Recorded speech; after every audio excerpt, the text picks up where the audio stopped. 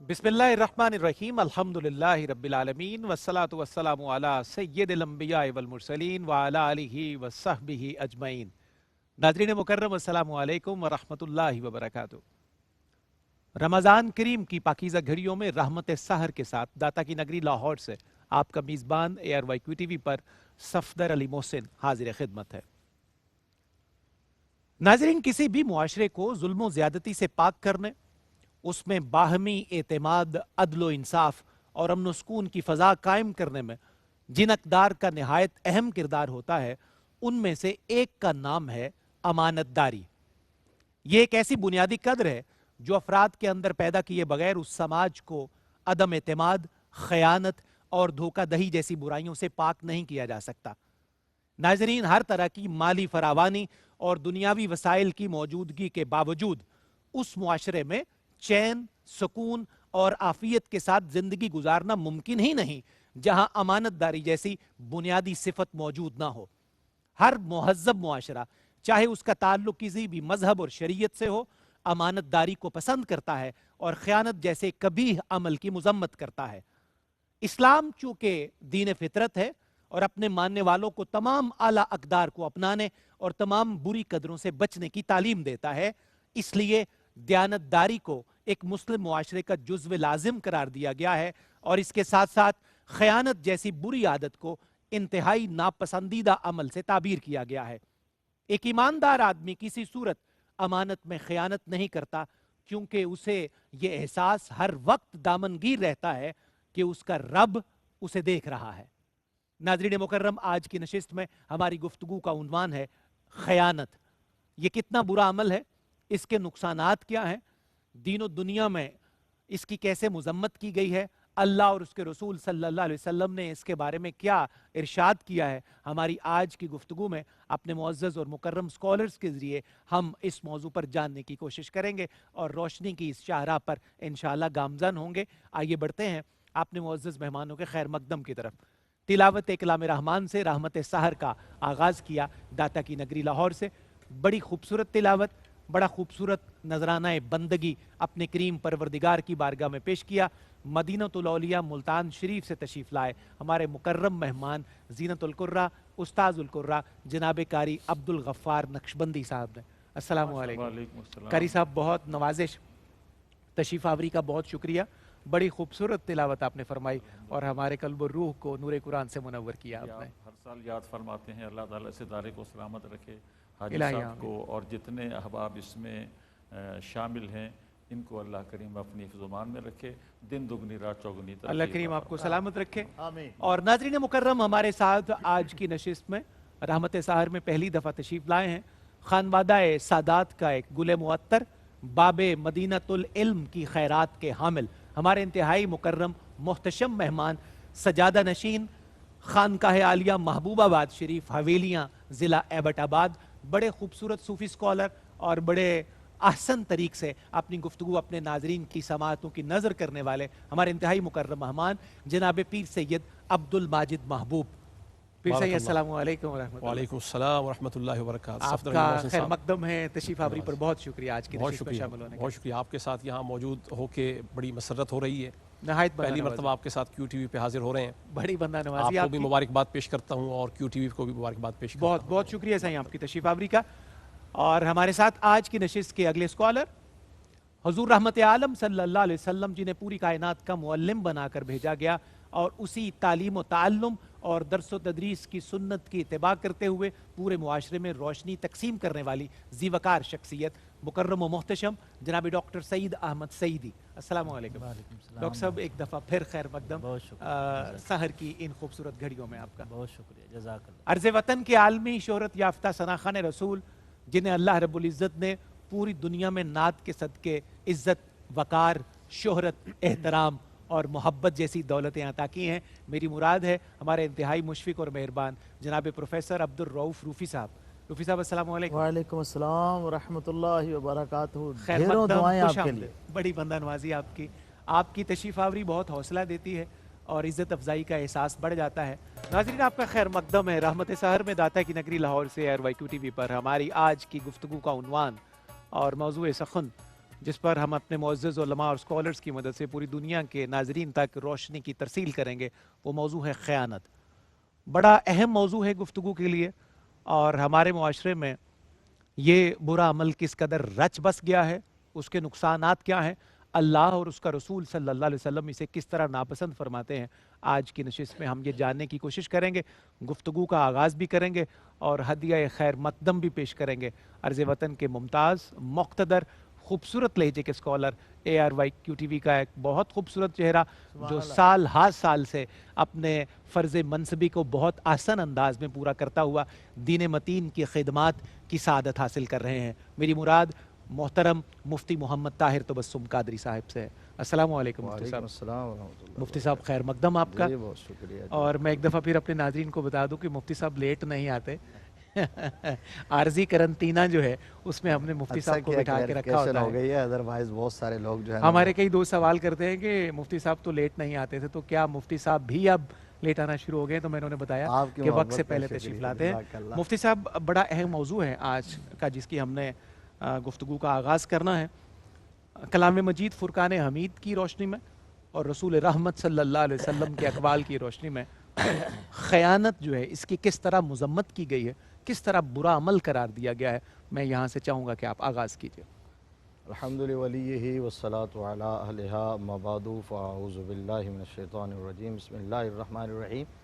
जिस तरह आपने अपने इंट्रो में भी ज़िक्र किया कि अमानत और ख़यानत ये दो मुतज़ाद सिफ़ात हैं, मुतज़ाद खसलतें हैं, मुतज़ाद रवैये हैं। दुरुस्त। और ये दोनों एक दूसरे के तनाजुर में ही जाने और पहचाने जाते हैं। यानी जहाँ एक का जिक्र होगा वहाँ दूसरे का वहाँ दूसरे का ये इनकी डेफिनेशन आप यूँ समझ लें या इनको डिफ़ाइन ही, वजाहत ही यूँ की जा सकती है। बिल्कुल ठीक है। यानी ख़यानत की तारीफ़ करने के लिए आपको पहले ये बताना पड़ेगा कि अमानत किसको कहते हैं, और जितने आले इल्म हैं उन्होंने आगाज़ यहीं से ही किया। बिल्कुल सही। तो उन्होंने कहा कि असल में अमानत का मतलब है किसी शख्स का किसी दूसरे पर किसी भी हवाले से भरोसा करना, एतमाद करना, ये है अमानत। और दूसरे शख्स का उसके एतमाद और भरोसे को ठेस पहुंचाना और उस पर पूरा ना उतरना, ये ख़यानत है। बहुत खूबसूरत। तो ये दो मुतज़ाद रवैये हैं, उनमें से एक जो है वो ईमान की अलामत है और दूसरा निफाक की अलामत। अल्लाहु अकबर। एक बंदे को इज्जतों के ताज पहनाता है तो दूसरा जिल्लतों के तौक। अब ये जो मैंने कहा कि ये ईमान की अलामत है और ये निफाक की, जो आपके सवाल में था, ये मैंने अपनी तरफ से नहीं कहा, ये अल्लाह के प्यारे महबूब सल्लल्लाहु अलैहि वसल्लम ने वाशगाफ लफ्ज़ों में फरमाया है। मुस्नद अहमद की भी हदीस है और इमाम बहकी ने दलाइलुन नबुव्वा में भी नकल की है। आका अलैहिस्सलातु वस्सलाम ने फरमाया, ला ईमाना लिमन ला अमानत ला, ला दीना लिमन ला अहद ला। फरमाया जो अमानतदार नहीं है वो मोमिन ही नहीं है। हाय हाय हाय। और जो वो मोमिन ही नहीं है, ये लाइन ऑफ ये जिन्स है। और जो वादे का पाबंद नहीं है, समझे उसके पास दीन नहीं है। और हजरत अबू हुरैरा रज़ियल्लाहु ताला अन्हु हदीस के रावी हैं, सही मुस्लिम की हदीस है। आका अलैहिस्सलातु वस्सलाम ने फरमाया कि मुनाफिक की 3 निशानियां हैं, यानी जिसमें वो 3 पाई जाएं वो समझ लो कि वो मुनाफिक है। और ये अमली निफाक की बात हो रही है। ये शाह साहब और डॉक्टर साहब समझे हमारे हाल इल्म की, ये मैंने क्या जुमला कहा है कि अमली निफाक, एतिकादी निफाक की बात नहीं हो रही। दुरुस्त। तो 3 निशानियां हैं जिसमें पाई जाए वो मुनाफिक है। फरमाया पहली ये है कि जब वो बात करे तो झूठ बोले, हाय हाय हाय। और दूसरी ये है कि जब वो वादा करे तो खिलाफ वर्जी करे, पूरा ना करे। और तीसरी है जब उसके पास अमानत रखी जाए तो वो खयानत करे। अल्लाह तबारक व तआला ने सूरह अनफाल की आयत नंबर 27 में इरशाद फरमाया, या अय्युहल्लज़ीना आमनू ला तख़ूनुल्लाह व रसूल व तख़ूनू अमानातिकुम व अंतुम तालमून। फरमाया ए अहले ईमान, तुम अल्लाह से भी खयानत ना करो, अल्लाह के रसूल से भी खयानत ना करो, और अमानतों में भी खयानत ना करो, जानते और बूझते हुए, इल्म रखते हुए। अब इस आया करीमा से ये समझ आता है कि अमानत का सिर्फ वो मतलब उर्फी, जो उर्फ आम में लिया जाता है कि किसी के पास पैसे रखे जाएं तो वो उनकी हिफाजत न करे, और उसे ये बेसिकली कॉमन परसेप्शन यही है, यही है उसको कि ये जो पैसे में हेर फेर हो जाती है इसे ही अमानत और खयानत का नाम दिया गया। मफहूम इतना वसी है, इतना वसी है कि ये पूरी इंसानी जिंदगी को अपने हिसार में लेता है। آپ وہ پیسوں والا تصور اور امانت رکھنے والا اللہ رسول کے ساتھ تو نہیں نہ ہو سکتا. انشاءاللہ اسے تو کھولیں اس گے کا اس بات مطلب کو یہ ہم ہے کہ انشاءاللہ. جو ذمہ داری ہوتی ہے اس کو جو صحیح طور پر نہیں نبھا رہا ہوتا وہ خیانت کر رہا. بہت خوبصورت، بہت خوبصورت. پیر سید عبد الماجد محبوب صاحب، شاہ جی پہلا آج ہمارا پروگرام اس حوالے سے ہمارے لیے بڑا شرف ہے کہ رسول محترم صلی اللہ علیہ وسلم کے مبارک خانوادے کی ایک زیغ وغار شخصیت آپ کی صورت میں آج جلوہ گر ہیں. آپ کا ایک دفعہ پھر خیر مقدم. موضوع سے ہم جڑتے ہیں شاہ جی کہ خیانت کے دنیاوی اور اخروی جو نقصانات ہیں اور جس طرح بندہ مومن اللہ کی رحمت سے محروم ہوتا ہے اس کبھی فعل کی وجہ سے، اس پر کچھ ارشاد ہو. سب سے پہلے تو بار دیگر آپ کا شکریہ ادا کرتا ہوں. جزاک اللہ عامر خیر. فیاضی صاحب کا شکریہ ہے اور ظہیر احمد صاحب کا شکریہ، ARY کی پوری ٹیم کا شکریہ ادا کرتا ہوں. اور اس کے ساتھ ساتھ میں تائیداً جس طرح مفتی صاحب نے گفتگو فرمائی، آپ نے خیر الکلامی ما قل و دل کے مصداق 2 منٹ میں بہت ساری چیزیں آپ نے ارشاد فرما دی ہیں. اول تو آپ نے جو سوال پہلا رکھا ہے میں کچھ اس کے حوالے سے بھی عرض کرنا چاہوں گا، بسم اللہ. اور پھر آپ کے دوسرے سوال کے حوالے سے بھی انشاءاللہ مختصراً. آپ نے فرمایا قرآن کریم سے خیانت کے حوالے سے وضاحت آپ پیش کریں. یاد رکھیے کہ تعرف الاشیاء بازدادها، بالکل ٹھیک، چیزیں اپنی ضد سے جانی جاتی ہیں، پہچانی جاتی ہیں. درست، خیانت کی سمجھ آ ہی نہیں سکتی جب تک امانت کی سمجھ نہ آ جائے. ویلڈ. قرآن کریم میں اللہ تعالیٰ نے خیانت کو سمجھانے کے لیے امانت کو بھی بار بار ارشاد فرمایا ہے اور امانت کو سمجھانے کے لیے امین کا ذکر فرمایا ہے. واہ. اور میں یہ عرض کر دوں قرآن کریم میں اللہ نے لفظ امین کو 10 مرتبہ جو ہے مذکور فرمایا. ماشاء اللہ. 10 دفعہ لفظ امین، امانت بھی آیا ہے، امین بھی آیا ہے، اور اسی مادے سے دیگر الفاظ بھی جو ہیں قرآن کریم میں وارد ہوئے ہیں.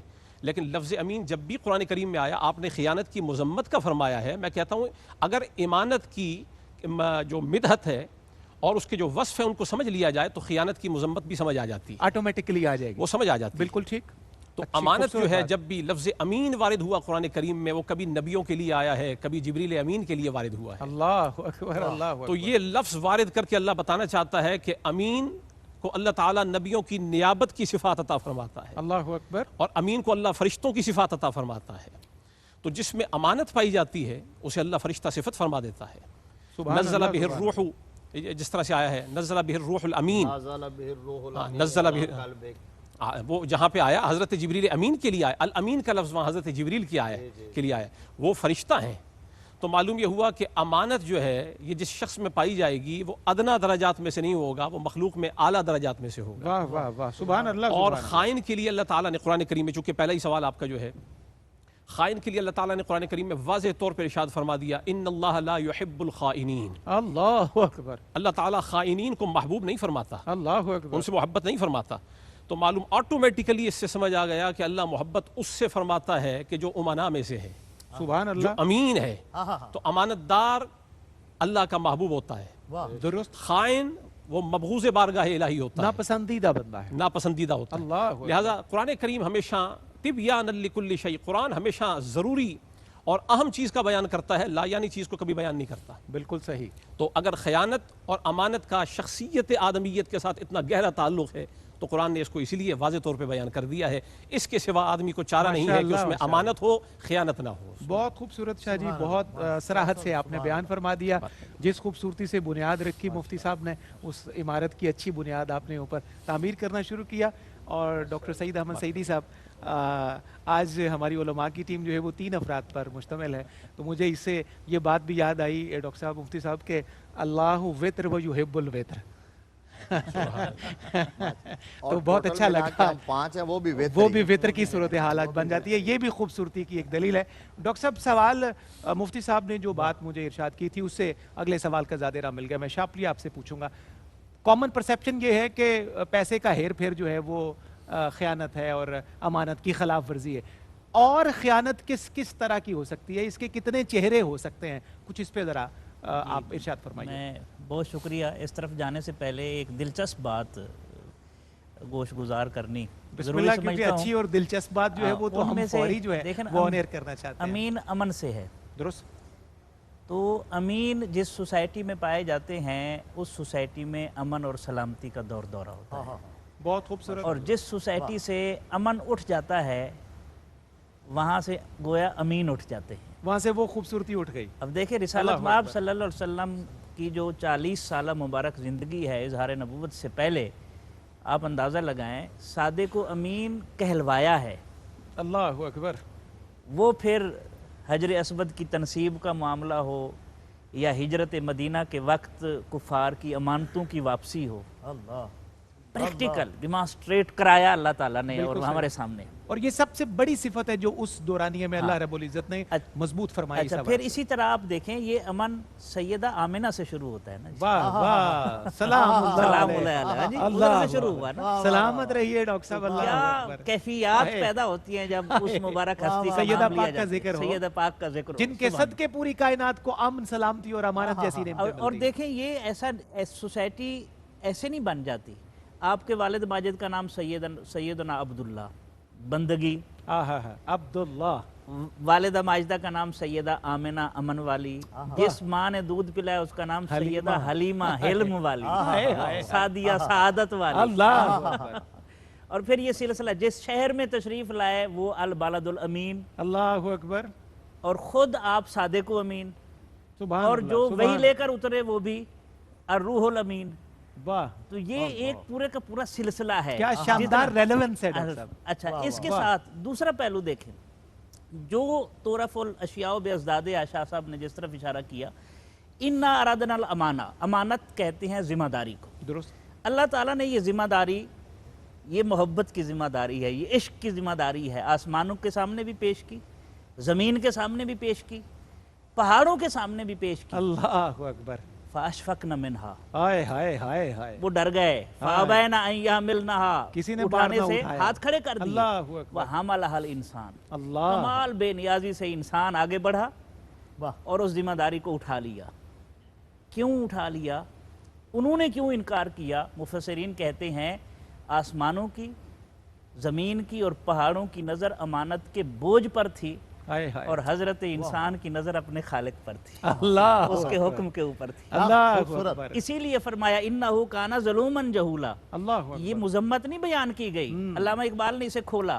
ظالم کسے کہتے ہیں؟ ظالم کا مبالغہ ہے ظلم، ظالم کہتے ہیں جو جبر کرے، درست، یہ لفظی معنی میں استعمال ہوا ہے، جبر کرے، اور جہول کہتے ہیں جس کو علم نہ ہو کسی کا، نادان کو بھی کہہ نادان کو۔ تو یہاں علم نہ ہونا مطلب توجہ نہ ہونا، یعنی انسان کیا ہے؟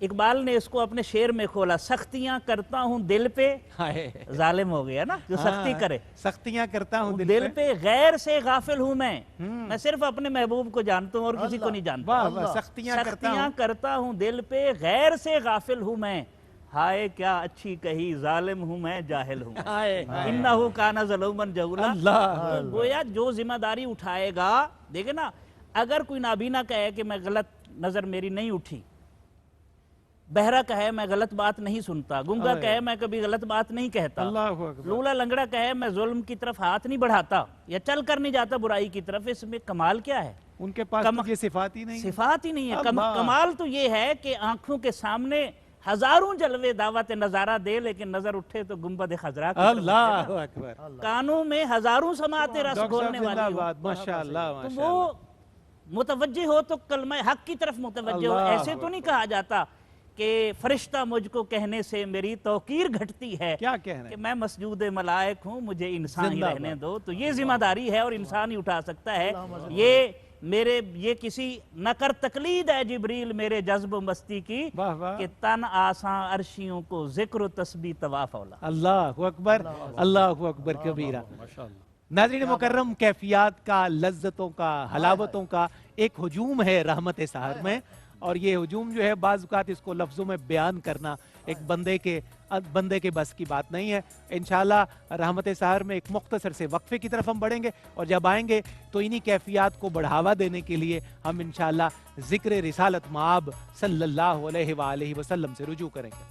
ناظرین آپ کا خیر مقدم ہے رحمت سحر میں، داتا کی نگری لاہور سے گفتگو کا پہلا حصہ آپ نے سماعت کیا، اور گفتگو آغاز سے ہی اتنی بابرکت اور خوبصورت کہ سبحان اللہ۔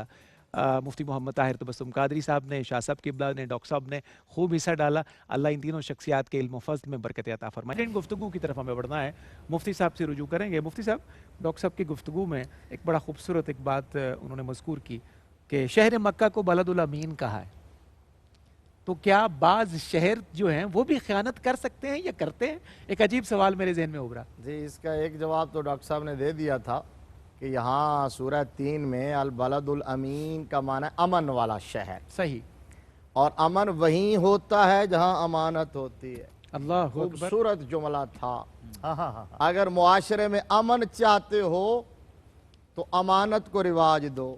صحیح. اگر چاہتے ہو تو کہ تمہارا ملک امن والا ہو جائے تو خیانت کو ختم کر دو، خیانت کا کلا کما کر دو. یہ بڑی خوبصورت پوائنٹ ریز کیا. اور دوسری بات یہ کہ اگر ہم اس کو اس معنی میں بھی لے لیں کہ شہر امانت والا ہوتا ہے، تو جی ہاں، جو امانت کا مفہوم میں نے آغاز میں بیان کیا اس کا تعلق صرف ایک چیز سے نہیں ہے. اللہ تبارک و تعالیٰ نے اپنی مخلوقات میں جس مخلوق کو جو ڈیوٹی سونپی ہے اگر وہ اسی طرح اس کے آرڈر کے مطابق ادا کرے گی تو یہ امانت ہے، نہیں کرے گی تو خیانت ہے. اب شہر یا زمین کی ڈیوٹی کیا ہے؟ زمین کی ڈیوٹی اللہ تبارک و تعالیٰ نے خود قرآن پاک میں بیان فرمائی ہے وَأَخْرَجَتِ الْأَرْضُ أَثْقَالَهَا. اللہ یہ زمین کے اندر جو کچھ دفن ہو رہے ہیں نا راز، اس کی ڈیوٹی یہ ہے کہ انہیں سنبھال کے رکھے. اور ہم سمجھتے ہیں کہ ہم زمین کے اوپر چل پھر رہے ہوتے ہیں اور جو غلطیاں کر رہے ہوتے ہیں ہمیں کوئی دیکھ نہیں رہا، کوئی گواہ نہیں ہے. اللہ تبارک و تعالیٰ اپنے ذاتی علم اور اپنی اس جو علم ہے اللہ کا، اس پر تو فیصلے نہیں نا سنائے گا. وہاں عدالتی فیصلے اس کی پوری کاروائی پوری ہوگی نا. تو کوئی بندہ سوچتا ہے کہ میں یہاں گناہ کر رہا ہوں، یہاں مجھے دیکھنے والا گواہ تو ہے نہیں. بھائی یہ تیرا خیال ہے بلکہ خام خیالی ہے. گواہ تو وہی زمین ہے جس کے اوپر تو گناہ کر رہا ہے، اور اس کی یہ ڈیوٹی ہے، اس نے نبھانی ہے، اس امانت کو نکالنا ہے. آپ کی اجازت سے ایک چھوٹی سی بات یاد آ گئی. حضرت چلے آگے چلے جا کر ٹائم. جی نہیں بات پھر آپ کنٹینیو کیجئے. حضرت ابراہیم بن ادم رحمہ اللہ کے پاس ایک بندہ آیا تھا اور اس نے آ کے کہا کہ حضور میں گناہ چھوڑنا چاہتا ہوں لیکن چھوٹتا نہیں. اب بڑی کوشش کی ہے، اسٹرگل کامیاب نہیں ہوا. کوئی مہربانی کر کے ایسی نصیحت کیجئے کہ یہ گناہ مجھ سے چھوٹ جائیں، اس وبا سے نجات مل جائے. تو آپ نے فرمایا پہلی نصیحت یہ ہے کہ جب تو گناہ کرنے لگے نا تو اللہ کا دیا ہوا رزق نہ کھایا کر. اس نے کہا جی یہ کیسے ہو سکتا ہے، کائنات میں ہر نعمت اللہ کی ہے. فرمایا پھر تجھے شرم نہ آئے گی، تو اس کا دیا ہوا رزق بھی کھاتا ہے، نافرمانی بھی کرتا ہے. تو فرمایا دوسری نصیحت یہ ہے کہ جب گناہ کرنے لگے تو اللہ کی زمین سے نکل جایا کر. تو اس نے کہا جی یہ کیسے ہو سکتا ہے؟ فرمایا پھر کچھ تو حیا کر، اسی کی زمین پہ رہتا ہے اور اس سے بغاوت کرتا ہے. جس میں پھر آپ نے اور بھی نصیحتیں کی. بات بہت لمبی ہے. پھر بہت ویلڈ بات آپ نے کی ہے. ایک چیز میں عرض کرنا چاہوں گا. بسم اللہ شاہ جی. چونکہ آپ نے وَهَذَا الْبَلَدِ الْأَمِينَ کی طرف آپ نے اشارہ فرمایا. ارشاد ہو. پروفیسر صاحب نے کچھ عرض کر دیا اور مفتی صاحب نے بھی. ہاں شہر امین بھی ہوتے ہیں اور شہر خائن بھی ہو سکتے ہیں. اس لیے کہ شہروں کو دیکھنا ہوگا کہ شہر بنتا کس طرح سے ہے، وہ مرکب کیسے ہوتا ہے. چونکہ یہ ایک سوسائٹی ہے، بالکل ایک کمیونٹی ہے. درست. کمیونٹی افراد سے مل کے بنتی ہے، اور افراد میں اگر اکثریت امین لوگوں کی ہے تو شہر امین ہے. درست ہے. کیونکہ حکم اکثریت پہ لگتا ہے. اور غلبہ نیکی کا جب ہوگا. فرمایا نا اسجدوا لآدم تو وہاں تو اکثریت فرشتوں کی تھی، یہ تو جن تھا. یہ اکثریت کے حکم کے ماتحت آ کے داخل ہو گیا. معلوم یہ ہوا کہ جہاں اکثریت امنا کی ہوگی، امین لوگوں کی ہوگی، تو وہ شہر امین لوگوں کا ہوگا. جس شہر میں خائن لوگ زیادہ ہوں گے، کوفی لا یوفی کے مصداق، تو پھر وہ شہر بھی ویسا ہی ہو جاتا ہے. تو شہر خائن بھی ہو سکتے ہیں اس زاویے سے، اور شہر امین بھی ہو سکتے ہیں. بہت شکریہ شاہ جی بات آگے بڑھانے کا. ناظرین مکرم، ابھی ایک بڑی خوبصورت پذیرائی مجھ تک پہنچی ہے. ہمیں خوشی ہوتی ہے جب بھی پروگرام کے حوالے سے ہمارے قافلہ سالار دیکھیں اور محترم حاجی عبد الرؤف صاحب پروگرام دیکھ رہے ہیں، ان کا فیڈ بیک ہمارے سامنے آئے. ہمارا دل بھی بڑھتا ہے، خون بڑھ جاتا ہے، اور پذیرائی کے جذبے بہت بام عروج کی طرف پہنچتے ہیں. اور اس کے بعد اگر جناب عامر فیاضی صاحب ٹرانسمیشن کو دیکھ رہے ہوں اور ٹرانسمیشن کے بارے میں کوئی فیڈ بیک، کوئی تبصرہ عنایت کریں، ہمارے لیے بڑی خوشی کا سامان ہوتا ہے. مفتی صاحب کے لیے خصوصی آج تعریف فرمائی عامر بھائی نے. مفتی صاحب، عامر بھائی کہہ رہے ہیں کہ مفتی صاحب بہت خوبصورت لگ رہے ہیں. ان کی شفقت اور محبت کا بہت روفی صاحب کے وائٹ سوٹ کی بڑی تعریف آئی. ڈاکٹر صاحب کی گفتگو کے بہت حظ اٹھایا اور شاہ صاحب کی آمد کا شکریہ ادا کیا ہے. صفدر بھائی، یہ جو میرے متعلق ہے ہمارے جو ہے نا ہیڈ عامر فیاضی صاحب نے جو جملہ کہا، اس کے پیچھے ایک راز ہے، وہ عامر بھائی اور میں جانتے ہیں. چلیں یہ ممکن ہے وہ راز جو ہے آف ایئر بتانے والا ہو. تو یہ اس پورے گلدستے کی تعریف کی ہے جو آج یہاں کیو ٹی وی کے سیٹ پر رحمت سار میں موجود ہے. اور یہاں پر میں سلامت رکھے ان کی آمین. میں یہاں پر نا ضرور ذکر کرنا چاہتا ہوں کہ میں اپنی بات کر رہا ہوں، میری آواز اتنی اچھی نہیں ہے جتنا یہ انعام الحق آپ کو ایک اچھا ایک ساؤنڈ ریکارڈسٹ ملا ہے. ساؤنڈ وہ بہت اچھی کر کے آواز آپ تک پہنچا رہا ہے، اینڈ میں اس کو اپریشیٹ کرتا ہوں، شاباش دیتا ہوں اس بچے کو. اور میں باقی احباب کی بھی جو ہے نا پذیرائی ضرور کرنا چاہوں گا جو ہمارے کیمرے پہ کھڑے ہو کے ہمارے شاندار پوزز پوری دنیا کے ناظرین تک پہنچاتے ہیں. ناظرین، گفتگو کا سلسلہ اس پذیرائی کے تحدیث نعمت کے شکرانے کے طور پر ہمیں آگے بڑھنا ہے. ڈاکٹر صاحب، شاہ صاحب سے بات آگے بڑھاتا ہوا آپ کی طرف آؤں گا کہ کہا جاتا ہے کہ انسان کا اپنا وجود بھی اللہ رب العزت کی امانت ہے. تو بڑی دفعہ زندگی میں ایسا ہوتا ہے کہ ہم اپنے اس وجود میں ہی خیانت کا بار بار بار بار ارتکاب کرتے ہیں. تو اس حوالے سے کہیے گا کیا اور اسے بچا کیسے جائے؟ اچھا، پہلے تو ایک بات جو شاہ صاحب نے اٹھائی پوائنٹ، بڑا دلچسپ پوائنٹ ہے کہ شہر بھی امین اور خائن ہو سکتے ہیں یا نہیں ہو سکتے. دیکھیں حدیث پاک ہے صحیح بخاری کی، جس نے 100 قتل کیے تھے اسے حکم ملا تھا کہ تم جاؤ القریۃ الصالحہ کی طرف. اللہ اکبر. نیکوں کی بستی نہیں کہا، نیک بستی کی طرف جاؤ. ہائے ہائے ہائے کیا کہنے ڈاکٹر صاحب، قریۃ الصالحہ. قریۃ الصالحہ جس طرح ہم کہتے ہیں نا ملتان شریف، اجمیر شریف، اس کی بنیاد ہے یہ صحیح بخاری کی حدیث پاک. یہ سند ہو گئی. بستی بسانا کھیل نہیں ہے، بستے بستی ہے. بہت اچھا ہے. اور ایک بستی بسانا کھیل نہیں ہے. اور ایک بستی پھر مدینہ پاک کی ہے. ہمارے ایک سرائکی شاعر ہیں، انہوں نے بہت خوب لکھا، عجب شہر تیرا عجب تیری بستی، جہاں پر برستی ہے مستی الستی. عجب شہر تیرا عجب تیری مستی، جہاں پر برستی ہے مستی الستی. جہاں بھول جاتے ہیں سب ہست ہستی، اللہ جہاں بے خودی میں عدم جاگتے ہیں. بھئی کیا کہنے ڈاکٹر صاحب، سبحان اللہ سبحان اللہ. تو یہ ایک حقیقت میں انسان کا انسان کے وجود کا ایک عضو جو ہے وہ امین بھی ہوتا ہے اور خائن بھی ہوتا ہے. اور اس کے وجود اللہ تعالیٰ نے بڑے خوبصورت انداز میں تنبیہ کی انسان کو، ان اللہ یعلم خائنۃ الاعین. اللہ تم اللہ سے کیسے چھپ سکتے ہو؟ اللہ تو تمہاری آنکھوں کی خیانت سے بھی آگاہ ہے. اللہ اکبر. کس نظر سے تم آنکھوں کی خیانت، اس سے زیادہ باریک بھی نہیں کیا ہو سکتی ہے. اقبال نے کہا تھا دل سوز سے خالی ہے، نگہ پاک نہیں ہے، پھر اس میں عجب کیا ہے کہ تو بے باک نہیں ہے.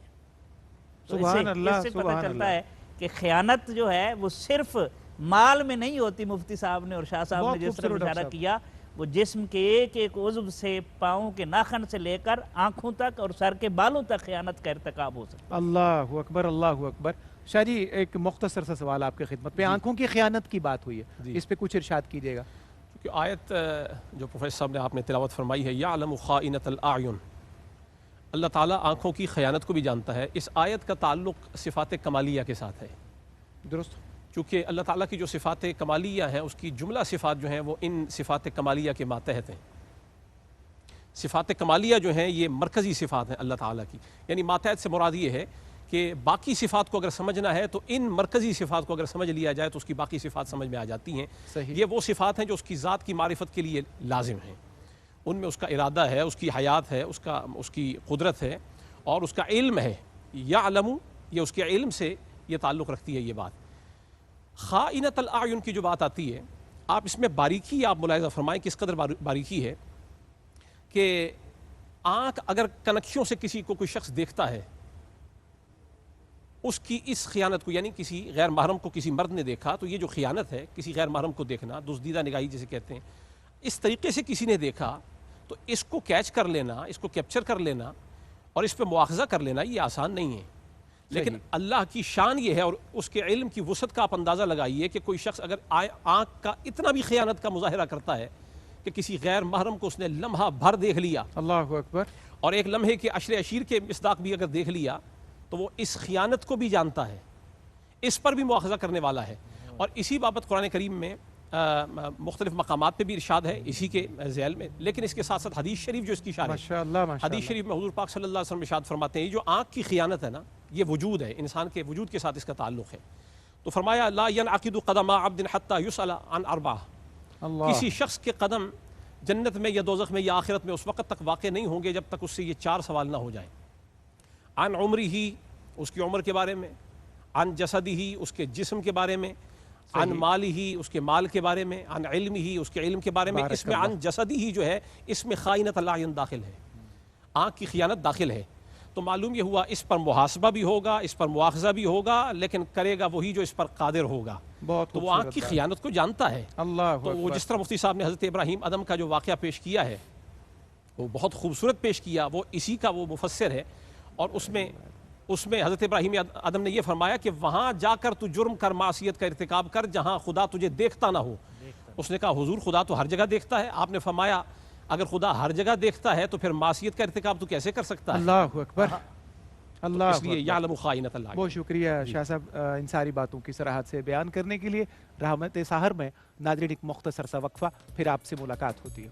ناظرین گفتگو کی طرف ہمیں بڑھنا ہے. مفتی صاحب کی خدمت سے رجوع کریں گے. مفتی صاحب شارپلی میں عرض کروں گا کہ سیرت طیبہ کی روشنی میں امانت کی اہمیت کی کچھ جھلکیاں عنایت فرمائیے. اس سے بڑی بات اور کیا ہو سکتی ہے جو آغاز میں ڈاکٹر صاحب نے کہا تھا کہ ایک تو آقا علیہ السلام کو دشمن بھی صادق اور امین کہتے ہیں. اللہ اکبر. وہ نبی نہیں مانتے تھے، اللہ اکبر، لیکن لیکن امین صادق مانتے کہتے تھے، تھے، امین مانتے تھے، کلمہ نہیں پڑھتے تھے. اور پھر ہجرت کی رات، اس سے کٹھن مرحلہ اور خوف کا عالم اور اس سے ایمرجنسی حالات اللہ کوئی اور ہو سکتے ہیں؟ بالکل نہیں. ان حالات میں بھی میرے آقا علیہ السلام نے فرمایا نہ، امانتیں جن کی میرے پاس رکھی ہیں وہ ہر حال میں لوٹنی چاہیے. فرمایا علی میرے بستر پہ لیٹ جاؤ، اللہ اور وہاں لیٹو، کل صبح ہوگی، کیا کل صبح ہوگی اور امانتیں مکہ والوں کی واپس کر کے میرے پیچھے آ جانا. مفتی صاحب کیا شاندار جملہ حضرت ہے. مولا کائنات کرم اللہ وجہہ الکریم بستر رسول پہ، اللہ وہ جو اس وقت ٹارگٹ تھا تمام تر تلواروں کا اور بدخواہوں کا، محاصرہ کیا ہوا تھا کاشانہ نبوت کا. شیر خدا کے وہاں اس وقت میٹھی نیند سو گئے وہ علی جو ہر رات جاگتا ہے. تراہم رکعن سجدہ یبتغون فضلا من اللہ ورضوانا، ان کے سجدوں کی گواہی قرآن دیتا ہے. اور مولا کائنات فرماتے ہیں کہ میں تو ہر رات جاگتا ہوں اس لیے کہ کیا پتا موت کس وقت آ جائے، لیکن آج سو گئے. کسی نے پوچھا تھا حضور آج کیسے سو گئے، اور وہ بھی اس بستر پر جس بستر والے کو دشمن ہر حال میں ختم کرنا چاہتے تھے اور مٹانا چاہتے تھے، وہاں نیند کس طرح آ گئی؟ تو شیر خدا نے کہا تھا اس لیے آ گئی کہ آج سے پہلے علی کی زندگی میں کوئی رات ایسی آئی نہیں کہ اس کے پاس گارنٹی ہو کہ آج کی رات ملک الموت نہیں آئے گا. آج وہ رات تھی. انہوں نے کہا جی کیسے؟ کہا میرے آقا نے نہیں فرمایا تھا کل صبح ہوگی تو پھر ہوگی، تم اٹھو گے امانتیں واپس کر کے آ جانا. اس حال میں بھی میرے آقا نے امانت کا خیال رکھا ہے. میں سمجھتا ہوں اس سے بڑی مثال سیرت مصطفیٰ سے اور کوئی نہیں. نہایت خوبصورت مفتی صاحب، سلامت رہیے. شاہ جی یہ جو جھلکی اور منظرنامہ تھا نبی کریم علیہ السلام کی پاکیزہ زندگی تھا، اس میں کچھ اضافہ کرنا چاہیں تو بسم اللہ. جی اس میں میں صفدر علی محسن صاحب عرض کرنا چاہتا ہوں بسم اللہ کہ حضور تاجدار کائنات صاحب صلی الاولیاء اللہ علیہ الکریم، آپ کی زندگی میں جو لفظ امین ہے اور آپ امین ہونے کی حیثیت سے کائنات کا سب سے بڑا نمونہ ہے. یہ آپ کا امین ہونا یہ کیا کم ہے کہ اسی امین ہونے کی وجہ سے حضور کی زندگی میں حضرت خدیجہ آئی ہیں. اللہ اکبر. یعنی اس امانت نے حضور اور خدیجہ کا ملاپ کروایا ہے. اللہ اکبر، اللہ اکبر. یہ امانت کتنی وقی شے ہے. اور حسن اتفاق شاہ جی سیرت کہ کل مصطفیٰ اسی عزت والی خاتون کا دن بھی آنے والا ہے. جی. آج میں جب روفی صاحب نے سیدہ آمنہ پاک کی منقبت پیش کی تھی نا تو میں دل میں اس اتفاق پہ بھی قربان ہو رہا تھا کہ آج حضور کی والدہ محترمہ کا ذکر ہوگا اور کل انشاءاللہ اللہ نے موقع دیا تو کل سیدہ فاطمہ کی والدہ محترمہ کا ذکر ہوگا، سیدہ خدیجہ پاک. ارشاد ہو. یعنی آپ یہ دیکھیے کہ حضرت سیدہ خدیجۃ الکبریٰ رضی اللہ تعالی عنہا، انشاءاللہ کل ان کا تذکرہ جو ہوگا وہ اور اچھے انداز سے بھی ہوگا. لیکن یہ وہ شخصیت ہے کہ جن کا مال اگر نہ ہوتا تو آج اسلام کے اندر وہ زور و شد و مد نہ ہوتا. اس مشکل ترین ساعت میں امانت کی وجہ سے حضور کی سیرت کا حصہ ہے، امانت کی وجہ سے یہ شخصیت داخل ہوئی. دوسری بات یہ ہے کہ حضور کو کفار کی زبان سے اللہ نے پہلے امین کہلوایا. صحیح.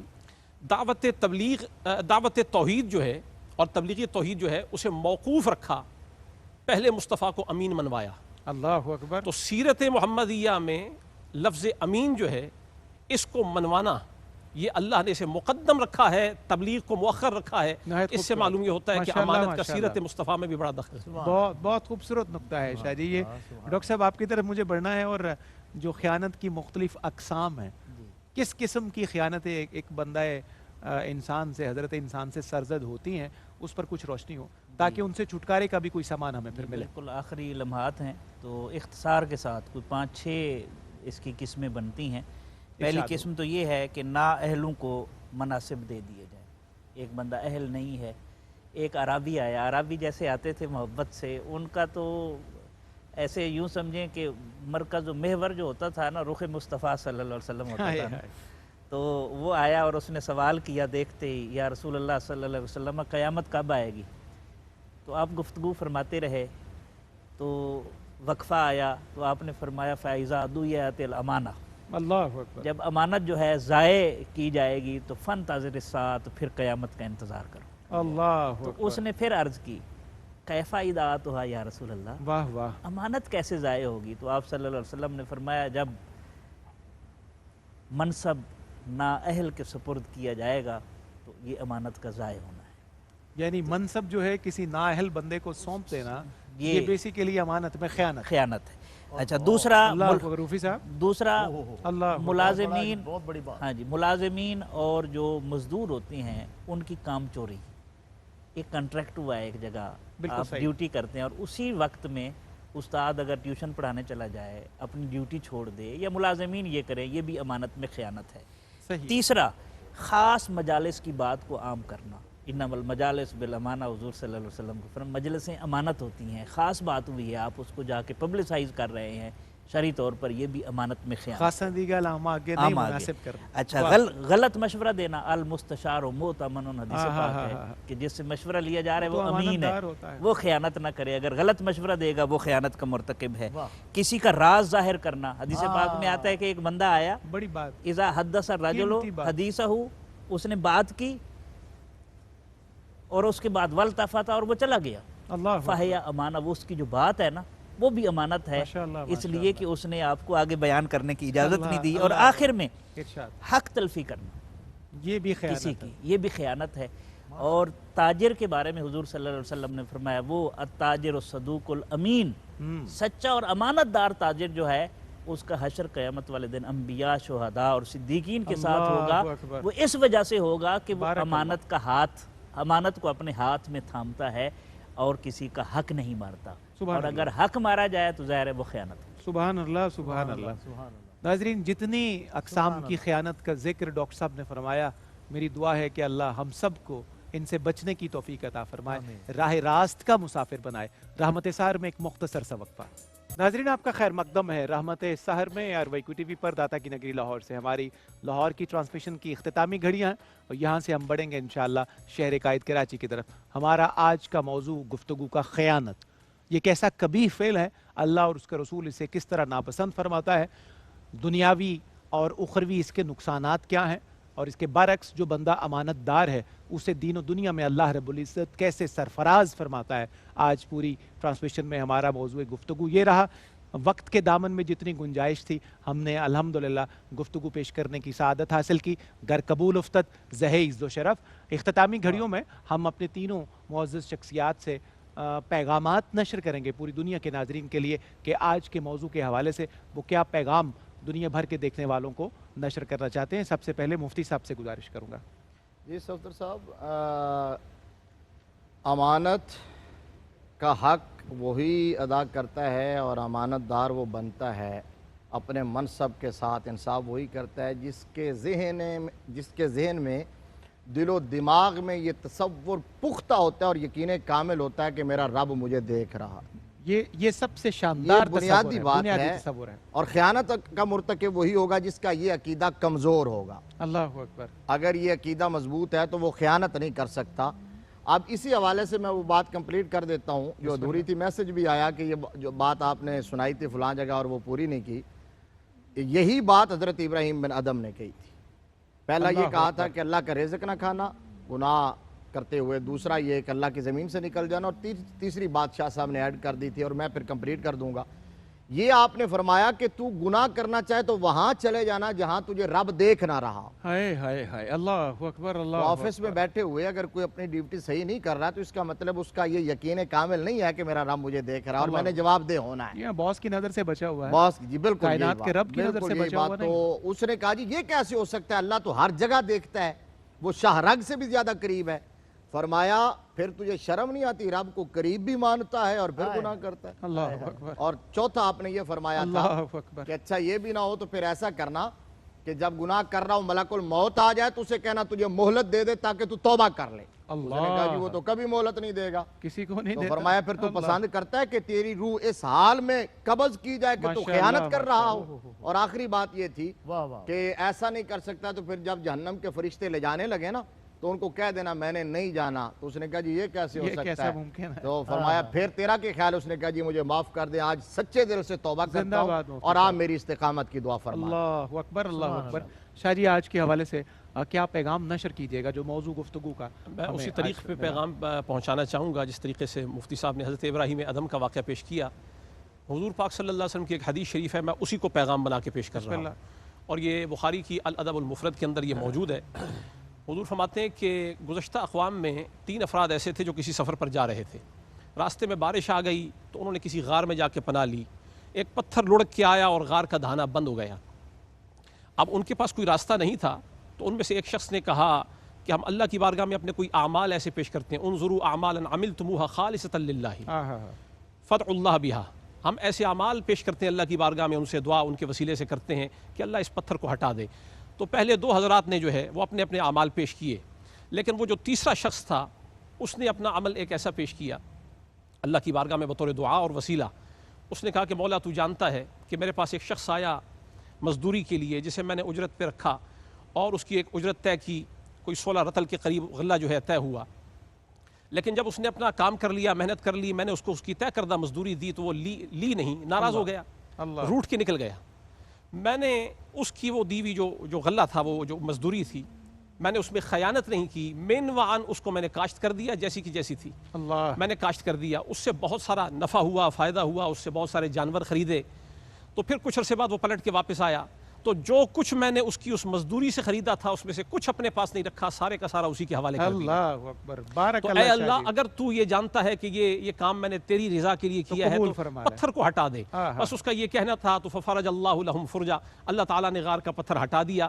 معلوم یہ ہوا کہ انسان اگر زندگی کے کسی بھی پہلو میں کسی بھی غار میں پھنس گیا ہو, اس نے اگر نکلنا ہو تو اس اپنے کام کے ساتھ امانت برتے, اللہ تعالیٰ بڑے بڑے غاروں سے باہر نکال دے. بہت خوبصورت پیغام. ڈاکٹر صاحب قبلہ کیا کہیے گا آج دنیا بھر کے ناظرین کو ایئر وائی کیو ٹی وی کے ذریعے؟ شاہ ہمدان رحمۃ اللہ علیہ فرماتے ہیں زندگی سانسوں کا ایک محل ہے. ہائے ہائے. جب آپ سانس لے لیتے ہیں تو آپ کے زندگی کے محل سے ایک اینٹ نکل جاتی ہے. اللہ. تو یہ شعور میں رکھنا چاہیے. اور پیغام اگر ہے تو وہ ایک ہی ہے کہ امین جو ذات ہے نا اس سے تعلق جوڑیں تو آپ امن میں آ جائیں گے اور امانت بھی آ جائے گی. چاہتے ہو تم اگر نکھرا ہوا فردا کا رنگ, سارے عالم پر چھڑک دو گنبد خضرا کا رنگ. واہ ڈاکٹر صاحب, سبحان اللہ سبحان اللہ. ناظرین مکرم, پیغامات ہم نے آپ کی خدمت میں پیش کر دیے. اللہ رب العزت ہمیں ان پیغامات کی روشنی میں عمل کا رستہ نصیب کرے. میں مفتی صاحب قبلہ سے پچھلے کچھ دنوں سے ہمارا ایک معمول ہے کہ ہم اپنی ٹیم کے ایک بڑے خوبصورت فرد جناب علامہ محمد شہزاد مجددی صاحب کے لیے, افضل نشائی صاحب کے صاحبزادے علی اوسط کے لیے, اور حضور سرور کائنات صلی اللہ علیہ وسلم کی امت میں اور جتنے بیمار ہیں ان کی شفا یابی کے لیے دعا کرتے ہیں.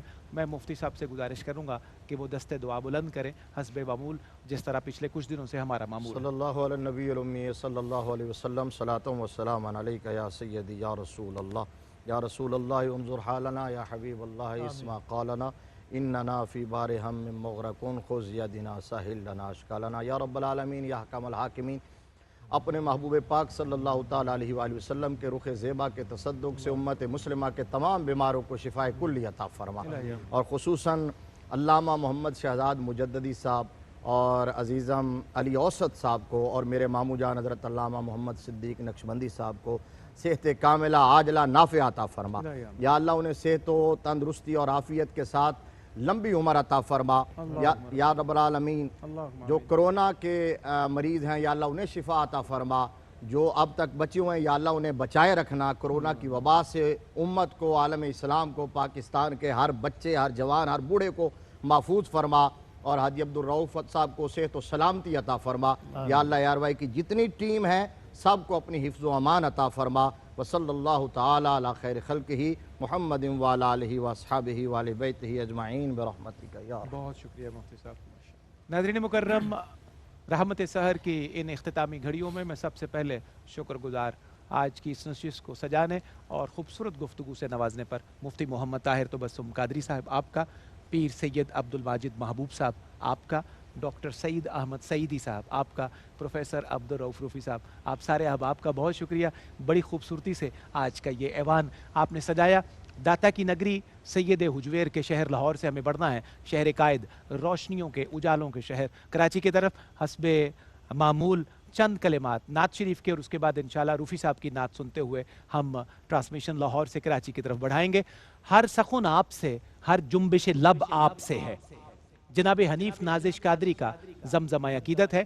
ہر سخن آپ سے، ہر جنبش لب آپ سے ہے، نطق روشن میرا اے ماہ عرب آپ سے ہے، نطق روشن میرا اے ماہ عرب آپ سے ہے۔ اور اپنے ایوان کو شامل کروں گا، جتنی رعنائی ہے عالم میں وہ ہے آپ کا فیض، جتنی رعنائی ہے عالم میں وہ ہے آپ کا فیض، جتنی خوشبو ہے زمانے میں وہ سب آپ سے ہے، جتنی رعنائی ہے عالم میں وہ ہے آپ کا فیض، جتنی خوشبو ہے زمانے میں وہ سب آپ سے ہے۔